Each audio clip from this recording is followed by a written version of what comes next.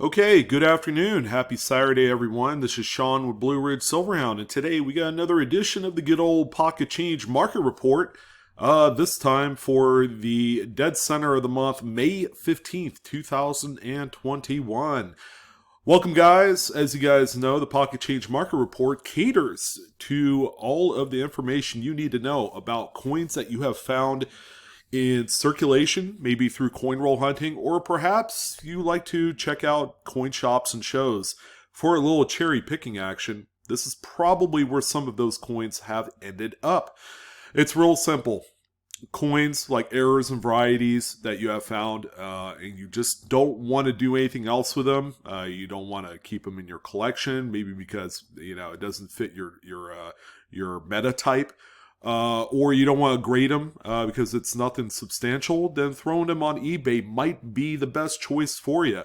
So this PCMR is more of a pulse on the market for some of the more minor to kind of like intermediate, medium level errors and varieties. All right, where sometimes sending them out to PCGS or NGC is a waste of time because it's really not going to add or enhance the value any, and that's good to know. So, observing the market as it sits and just taking a look at certain coins that are just an easy flip and a rip probably is all you'll need.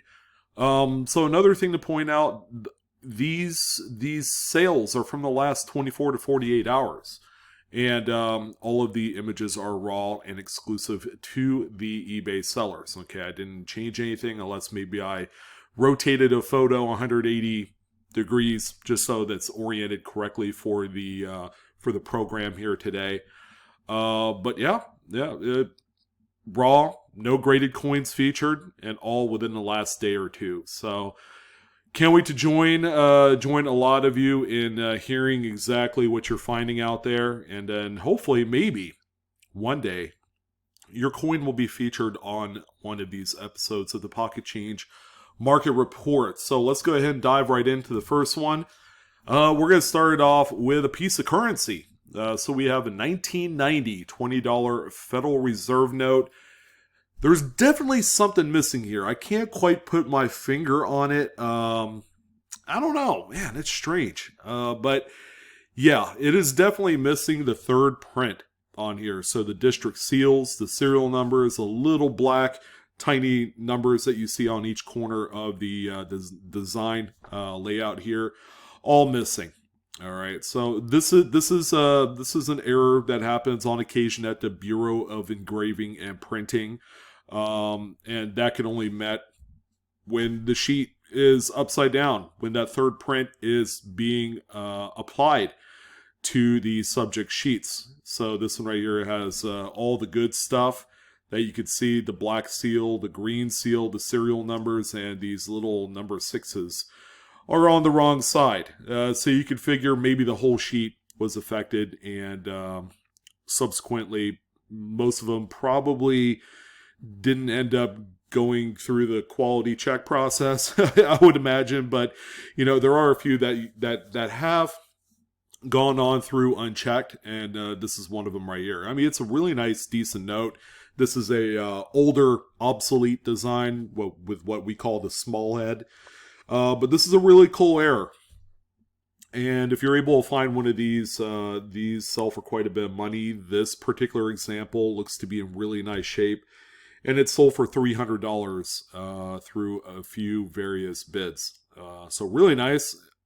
It's very rare that you see these ungraded. So I would imagine that this particular piece of currency will end up in a graded holder real soon.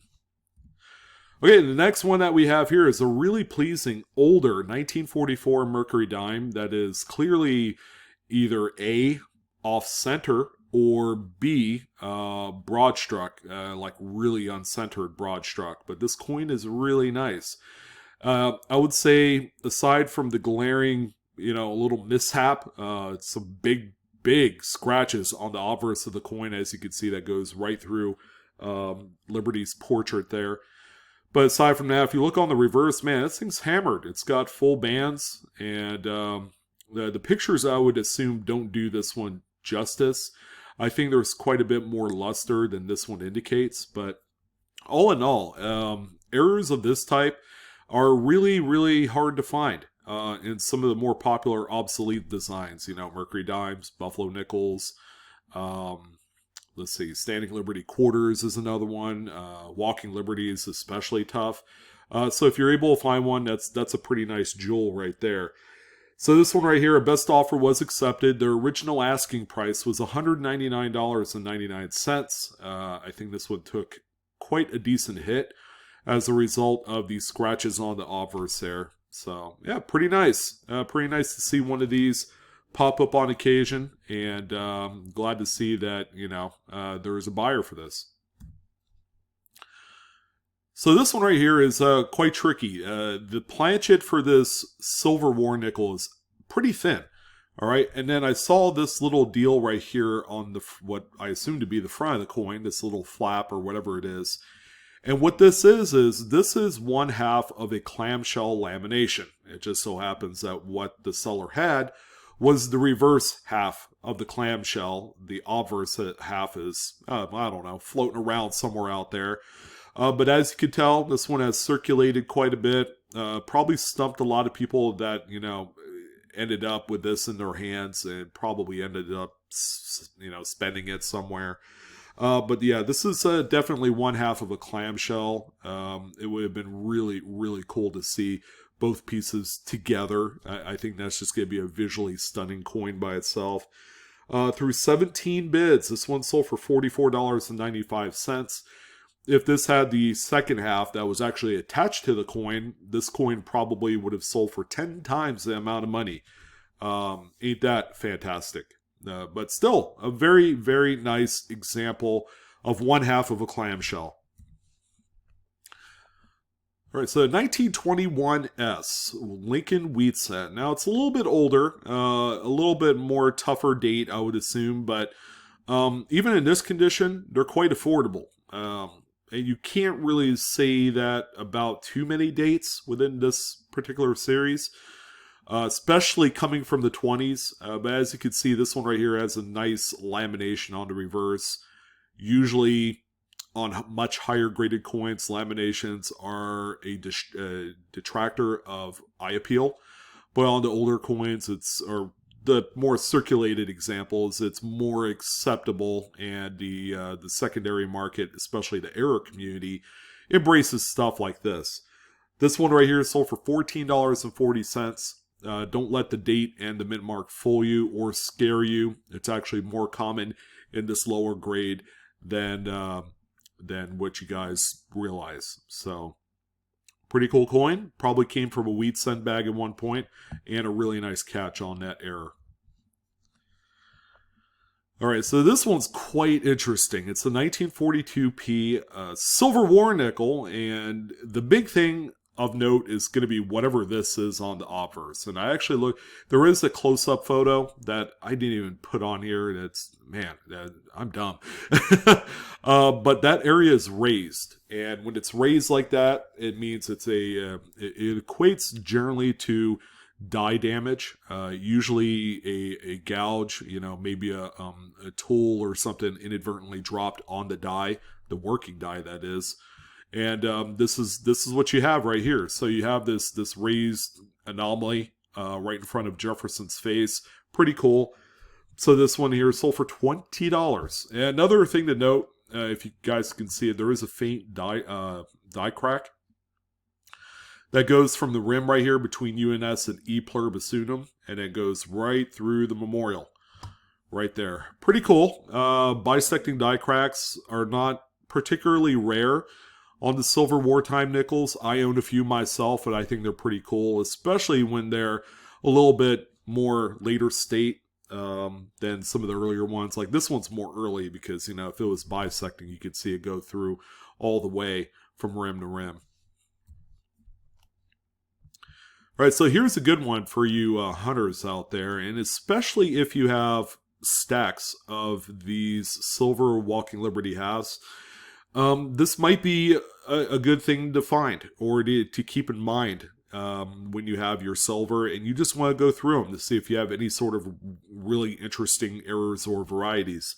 So this is a 43S, and there is definitely something missing on this coin. And it's a very important component of the Walking Liberty $half, and that's going to be the designer initials, which are generally right here to the right of $half in this little empty field. It's completely missing. It's been braided away or filled or whatever the case may be.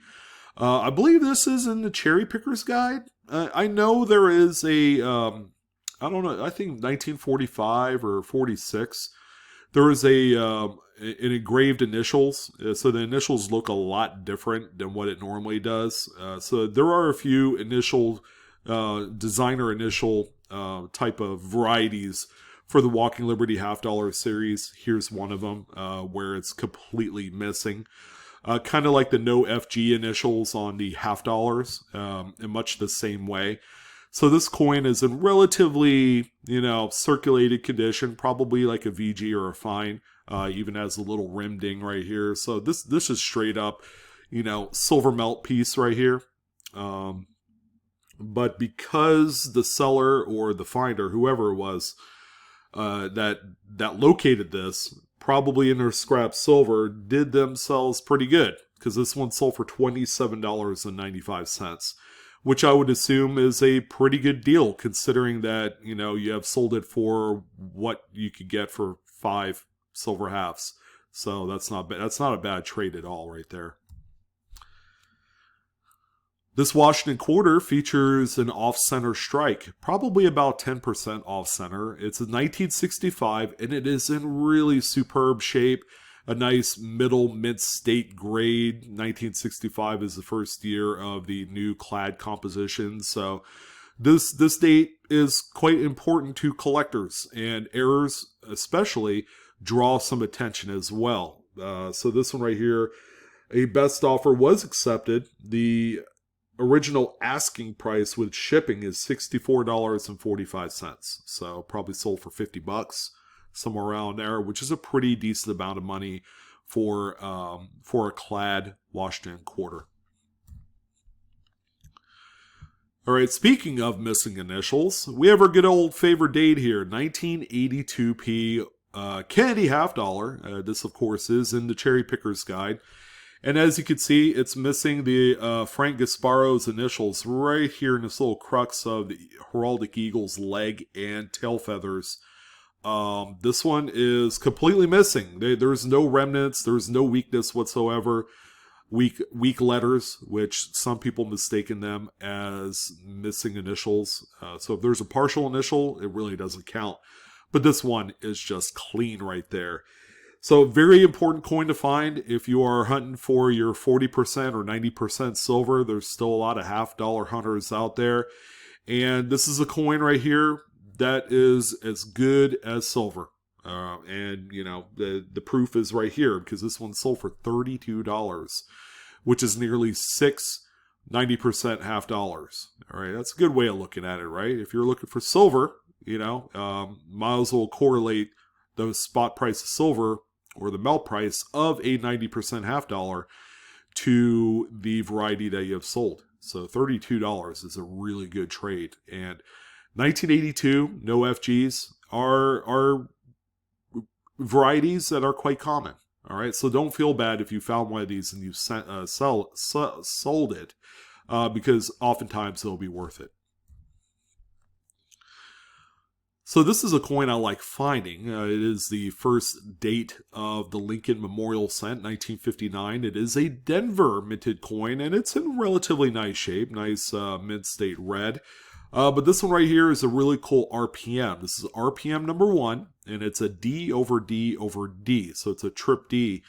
Really nice coin. Very, very dramatic repunch mint mark variety. And this one sold for $33.50, which is one of the higher values of this coin that I've seen in quite some time. Okay, usually you don't see, RPM sell for this kind of money, especially this one. This is a coin I was selling all day long a few years ago in this particular condition because I went through a lot of BU rolls. for about $5-6, sometimes a little bit less than that. So the market has definitely come up for coins like this. And if I'm not mistaken, I think this coin is also a cherry picker's guide variety. I might be wrong, but this is a very, very strong RPM and one in which you should not ignore at all. So here's another 90% silver washed in quarter. If it wasn't for the fact that it had a defective planchet, as you can see right here and then on the reverse, you know, it would just be worth melt value because the 63 Philadelphia washed in quarter is quite common. And, you know, there's not a whole lot of other fanfare involved regarding these coins, but because this one features a defective planchet or some sort of like ragged Fisher clip, like end of strip style, this coin right here is really cool on the eye appeal department. So this one right here sold for $15.52. So that's a pretty nice flip considering that melt is what, $4.50, $5 on this thing. So not bad. I would definitely trade that all day long. Here's another off-center wash and quarter. It's in pretty nice shape. 1988p this time. This one is about 10% off-center, like a few others that we talked about already. Probably another tougher date to find with this off-center error on there. And there are people that collect these by date with this particular error on there. And it's most noteworthy to know and to mention that a full date and mint mark on these coins is as important as the error itself. So being able to find and locate an off-center struck coin with a full date and mint mark will generally command anywhere from 2 to 3x premium. So make sure if you're cherry picking these type of coins and dealers are giving them away for whatever reason, that you pull out the ones with full dates and mint marks because they will command much more money. This one sold for $14.60. Yes, $14.60. All right, so we have a copper-coated zinc. So our first Zinkin on the list that features an off-center strike. This one's a 1986. Again, we have a nice full date on this one. And, you know, aside from that, condition's not fantastic. It's got a lot of carbon spots. It's got that kind of like ring of death is what we call it. That's a roller mark from when this was crimped or attempted to get crimped in a paper roll.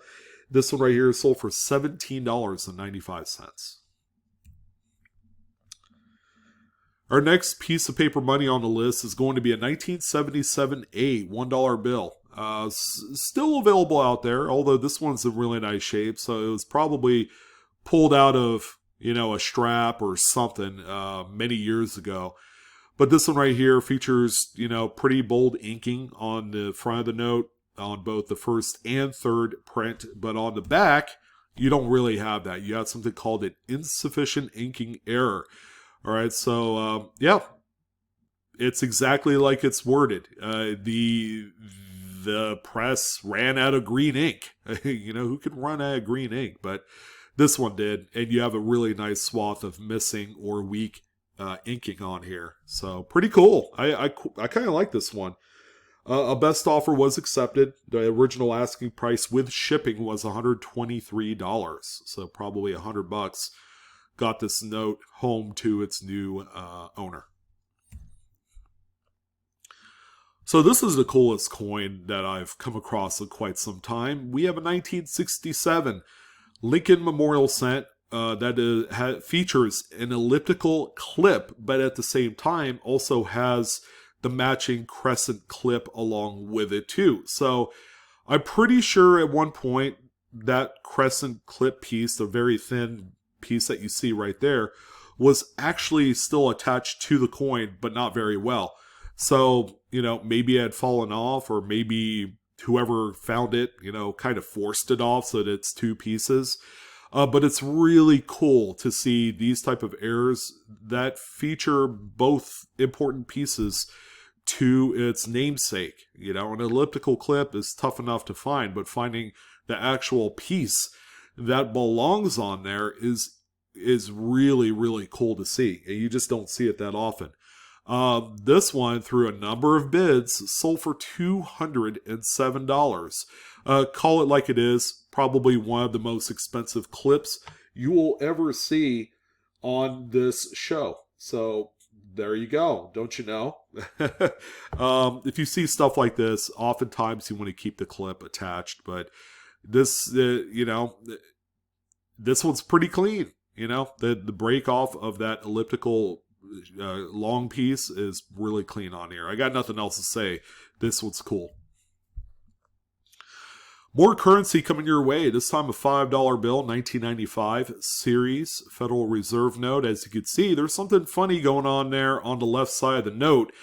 And they call this a partial back to front wet ink transfer, or an offset. All right. So when these notes were produced, okay, as you can imagine, the notes, the subject sheets rather, which feature 32 notes per sheet, are being printed at a relatively rapid succession. So when you have the notes stack on top of each other, sometimes the inking doesn't quite dry out too well, and then that you get that transfer onto the subsequent sheet before that. And on the back, this one is completely normal. This one right here sold for $44.03. All right, so we got another off-center struck error. And it's featured on probably a coin where you don't see them at all. And, with that being said, it's quite the rarity. So Susan B. Anthony series was quite short to begin with. It went from 79 to 81. And then the U.S. Mint brought it back for one more year in 1999 to help kind of bridge into the brand new Sacagawea dollars and that new manganese alloy. So finding stuff like this is quite tough, quite rare, and furthermore, to find an example of an off-center struck Susan B. Anthony that's not graded at all, I mean, where was this thing hiding? That's how rare it is. But this one right here is off-center by about 20%. I mean, it is a visually appealing coin. I think for the amount of money it sold for, it was a bargain. All right, $312.99 is what this one ultimately sold for. But if this one graded out in like a mid-state something other slab, through PCGS, I mean, it could very well be easily $1,000 coin. And I'm not joking. I mean, that's how rare these particular errors are on Susan B. Anthony's. All right, people love talking about these. This is a straight up Black Beauty. Okay, and this is one of the dates that's featured with the Black Beauty, kind of like that improper annealing, thing happening where you have too much heat applied or too little heat. I don't know. To the planchets, that effectively it turns the planchets kind of like a gunmetal gray dark color.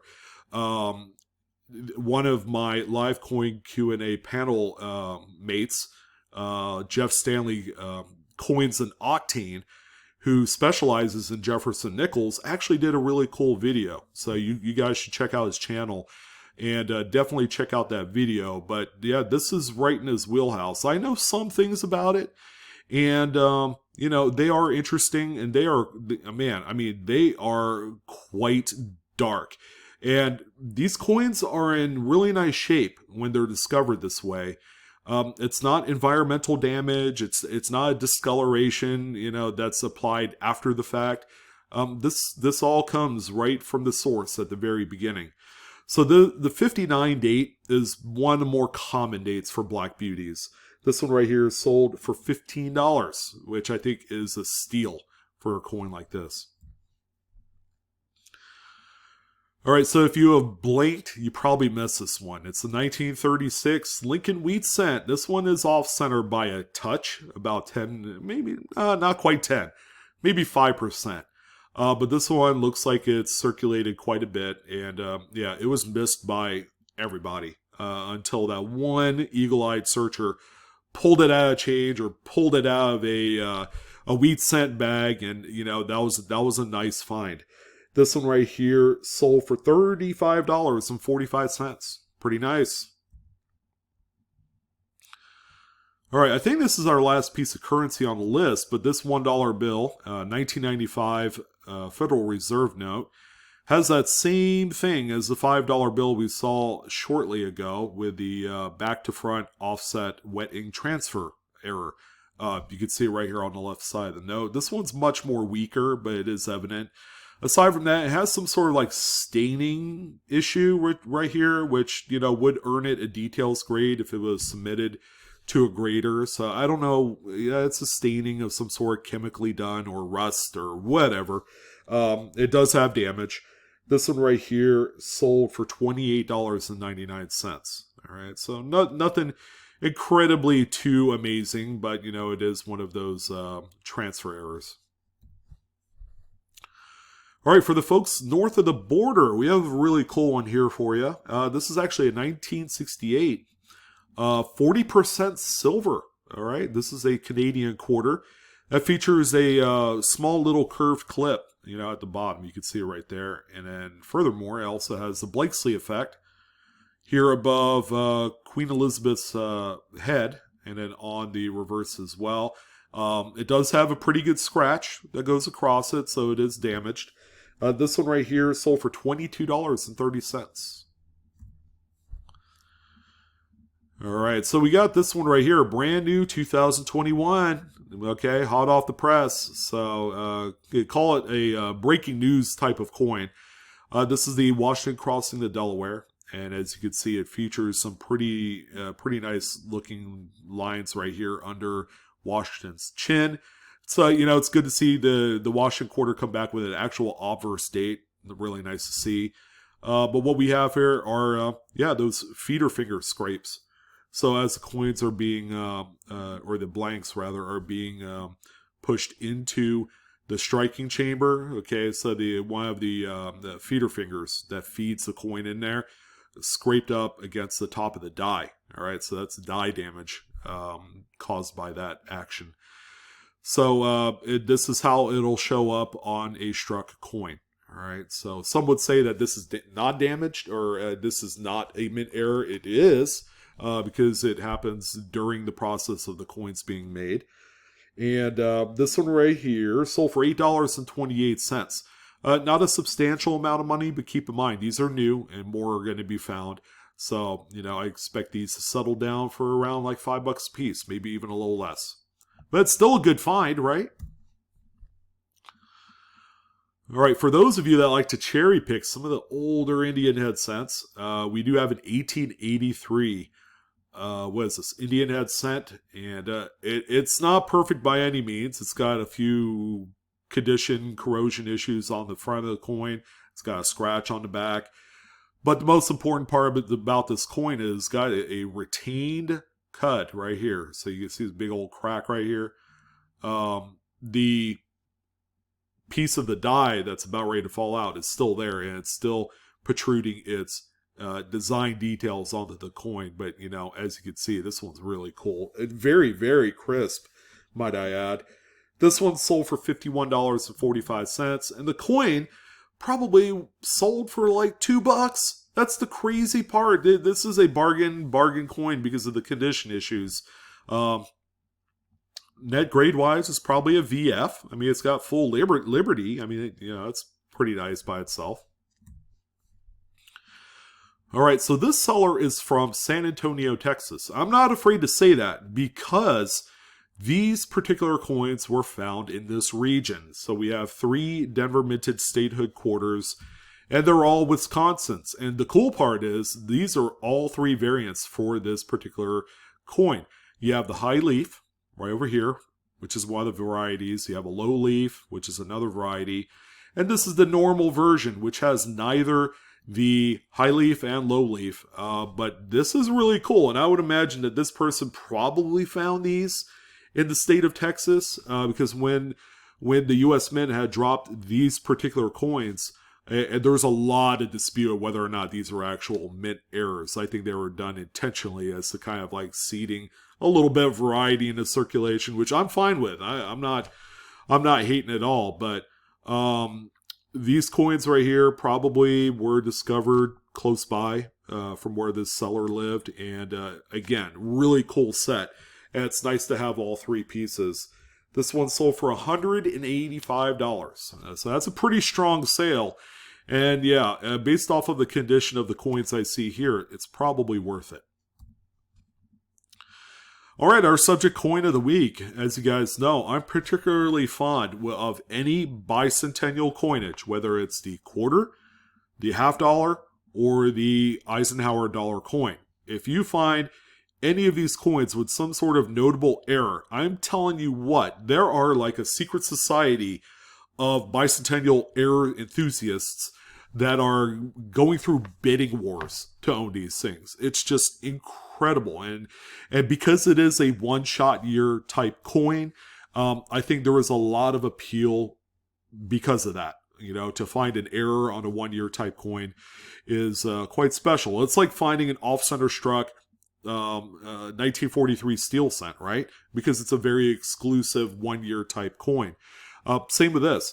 So the coin is really only off-center by like 5%. You know, it's not substantial. It's not major, but I tell you what, guys, it's caught the eye of a few of these secret society people, and as a result, it sold for $68.75. I mean, are you kidding me?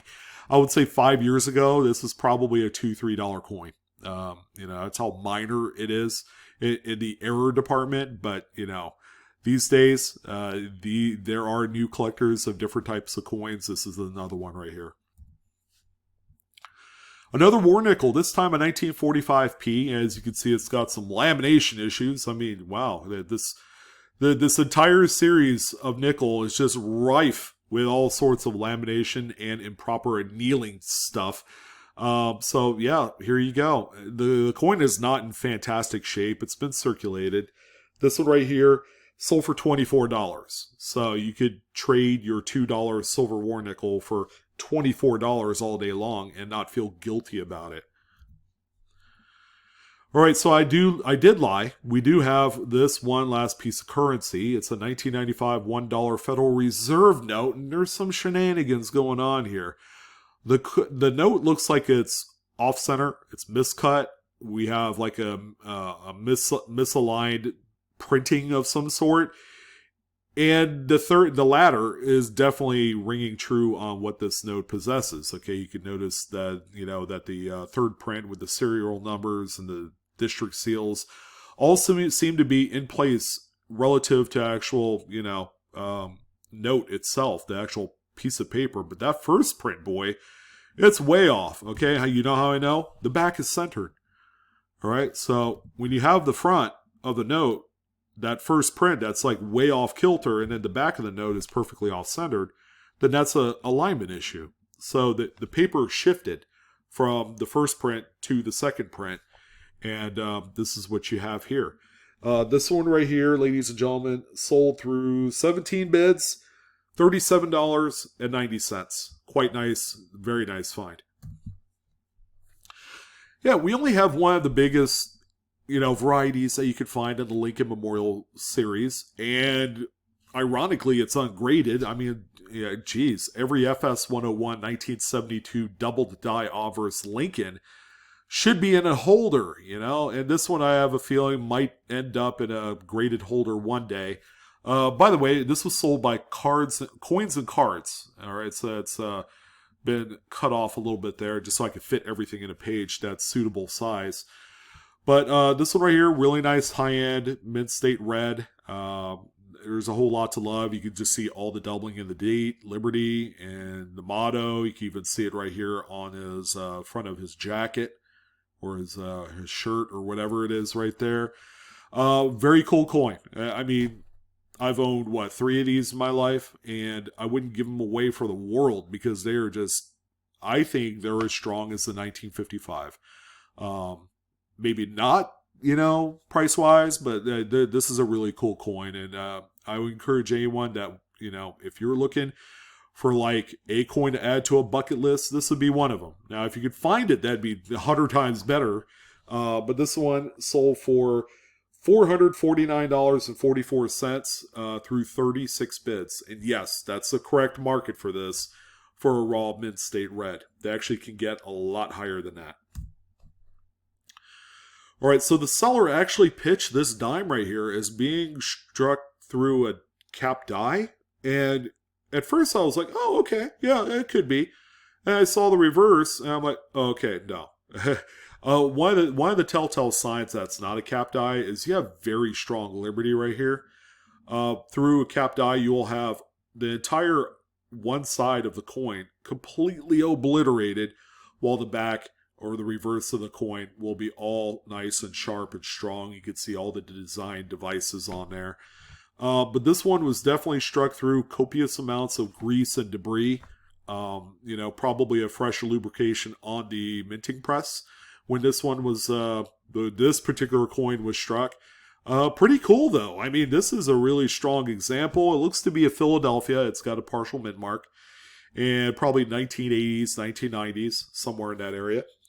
This one sold for $34.99. So that's pretty cool. That's a good chunk of money for a coin that most people would just, pass off and say, oh yeah, something's wrong with that. It's just really well circulated.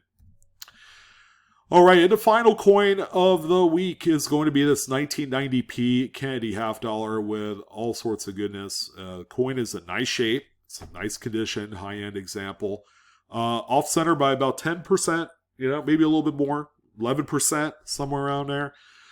Again, it's just an important coin for the error collectors of this type. Full feature date and mint mark, that's always important. And this one's crazy. It sold for $85. Where if it was a Washington quarter that looks similar to this, that thing would be like $15 all day long. Same date and all.